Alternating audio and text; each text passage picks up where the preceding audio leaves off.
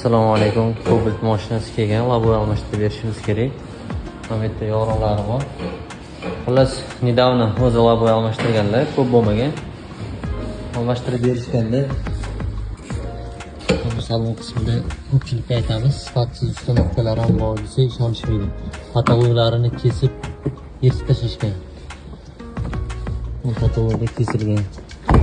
Bundan tashqari sifatsiz ustanovkalarni yana belgisi, klilarini tozalashmaydi oynaga yechilgandan keyin yoki kuzovlarda shu tros ishlatganda struna kesib yuborishadi.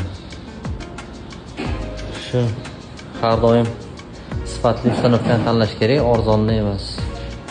Yechib oldik. Pamitlari mana eski germetikalarni tozalamasdan bardak har xil qilib tashlamagan. Ozginagina ustiga dabavka qilib bosib yuborilgan.